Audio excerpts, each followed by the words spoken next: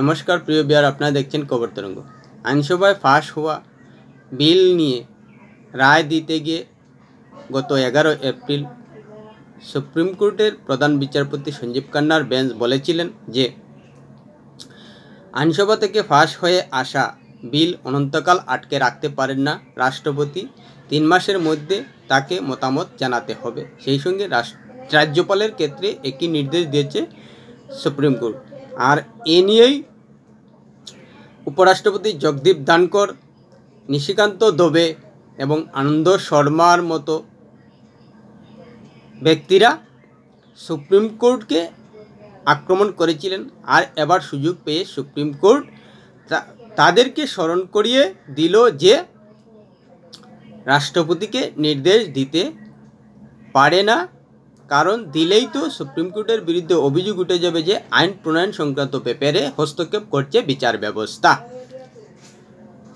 আসলেই ঘটনা হলো, বাংলায় ওয়াকফ সংশোধনী আইনের প্রতিবাদে মিছিলে নেমে যে অশান্তি হয়েছিল মুর্শিদাবাদে, তা নিয়ে আইনজীবী বিষ্ণুশঙ্কর জৈন পশ্চিমবঙ্গে রাষ্ট্রপতি শাসন জারি চেয়ে যে সওয়াল করেছিলেন, তার প্রত্যুত্তরে বিআর গবার্ড বেঞ্চ বলেছেন যে আপনারা চাইছেন আমরা যেন রাষ্ট্রপতিকে পশ্চিমবঙ্গে রাষ্ট্রপতি শাসনের নির্দেশ দেয়, কিন্তু এটা করলে তো অভিযোগ উঠবে যে আইন প্রণয়ন সংক্রান্ত ব্যাপারে হস্তক্ষেপ করছে বিচার ব্যবস্থা। একেবারে যথার্থই বলেছেন। এর আগে নিশিকান্ত দুবে এবং আনন্দ শর্মারা বলেছেন যে আইন সংক্রান্ত ব্যাপারে হস্তক্ষেপ করতে পারে না সুপ্রিম কোর্ট। আর এবার সুযোগ পেয়ে সেটার পাল্টা দিল বিআর গবার্ড বেঞ্চ। প্রিয় বিআর, ভিডিওটি ভালো লাগলে সাবস্ক্রাইব করবেন, এতে আপনার ক্ষতি হবে না, কিন্তু আমাদের উপকার করে দেবেন। আসলেই গত 11 এপ্রিলের সুপ্রিম কোর্টের রায় নিয়ে বিজেপি নেতাদের মনোপুত হয়নি বলেই নিশিকান্ত দুবে বলেছিলেন যে যদি আইন তৈরি করা সুপ্রিম কোর্টের কাজ হয় তাহলে সংসদ বন্ধ করে দিন। এই দেশে গৃহযুদ্ধ বাঁধলে দায়ী থাকবেন বিচারপতি সঞ্জীব খান্না।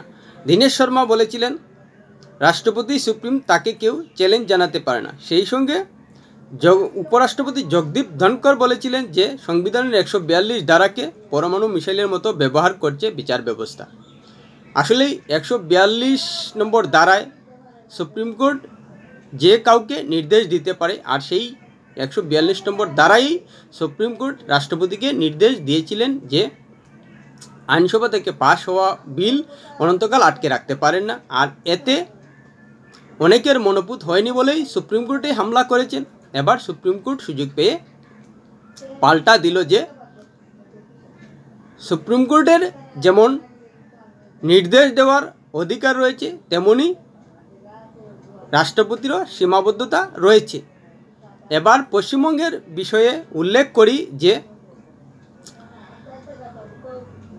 যদি পশ্চিমবঙ্গে রাষ্ট্রপতি শাসন দিতে হয় তাহলে রাষ্ট্রপতিকে দিতে হবে, নির্দেশ জারি করতে হবে।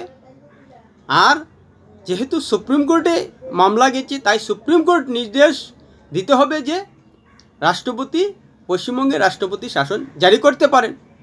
তাহলে কী দাঁড়ালো?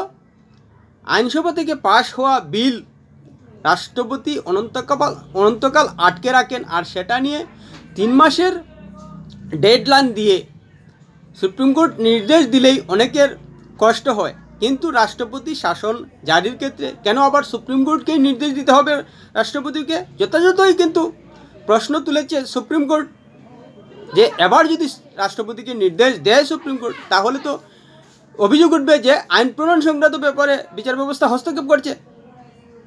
আসলেই সংবিধানই সুপ্রিম কোর্টকে সংবিধানের রক্ষকের দায়িত্ব দিয়েছে, আবার রাষ্ট্রপতিকে প্রথম নাগরিক বানানোর সঙ্গে সঙ্গেই তার সীমাবদ্ধতাও দিয়েছে।